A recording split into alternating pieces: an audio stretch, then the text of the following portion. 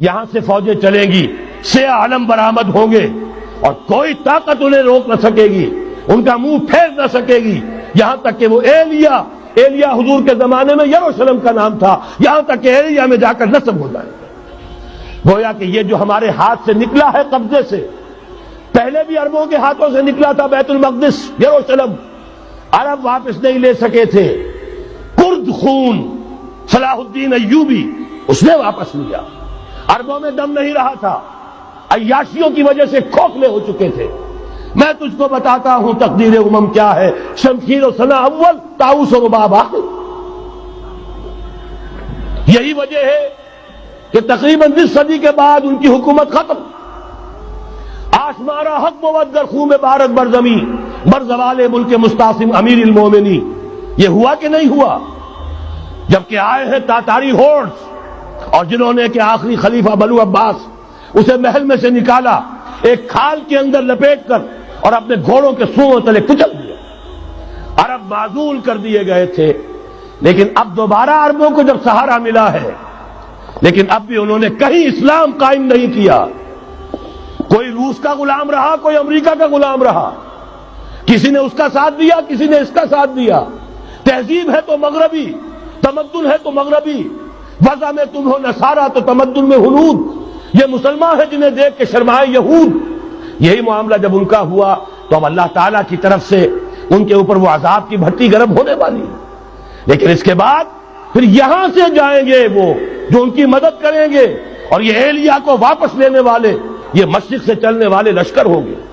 یہ اسی علاقے میں جب انقلاب آ جائے گا، یہ علاقہ خراسان اور پاکستان، جب یہاں نظام خلافت قائم ہوگا، یہاں سے اسلام کی توسیع ہوگی، اور یہاں سے جانب مشرق ہند اور جانب مغرب یہ جو یہودیوں کا سیلاب آ رہا ہے، ان دونوں کا مقابلہ کرنے کے لیے انشاءاللہ العزیز، ورنہ یہ اصابتان جو ہے ایک حدیث میں جمع کرنے کی کوئی اور حکمت ہو نہیں سکتی، ورنہ تو ہندوستان پہ کئی لشکر آئے ہیں، لیکن یہ کہ در حقیقت اسی وقت جبکہ عالم عرب میں وہ بھٹی دہکے گی، اسی وقت یہاں انقلاب آ چکا ہوگا۔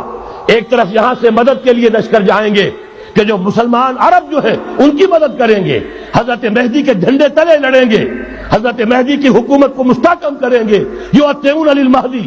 دوسری طرف وہ ہندوستان کی طرف پیش قدمی کریں گے، اور یہیں سے جیسے اس وقت سیلاب نکلا تھا جزیرہ نما عرب سے، ایک داہنی طرف ایک بائیں طرف، ایران، افغانستان، ترکستان، ادھر مصر، لیبیا، الجزائر، مراکش، موریطانیہ، اسی طریقے سے انشاءاللہ اسی علاقے سے اس کا آغاز ہوگا اور بات آگے بڑھے گی۔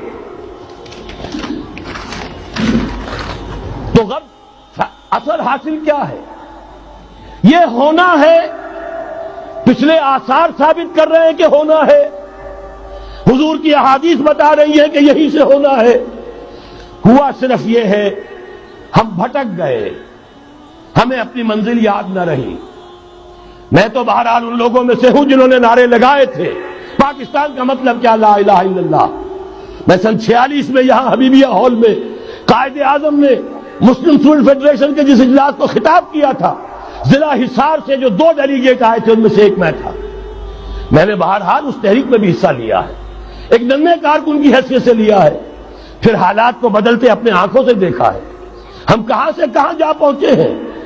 ضرورت صرف اس بات کی ہے کہ آج ہمارا حال یہ ہے، ہماری قیادت، ہماری سیاست ان لوگوں کے ہاتھ میں ہے کہ وہ فریب خوردہ شاہی کے پلاح و کرگسوں میں اسے کیا خبر کہ کیا ہے، تب وہ تاب جاویدانہ، ان کی تہذیب مغربی، ان کی ذہنیت مغربی، ان کی وضاقتہ مغربی، ان کا تمدن مغربی، ان کی سوچ مغربی، ان کے سارے اطوار مغربی۔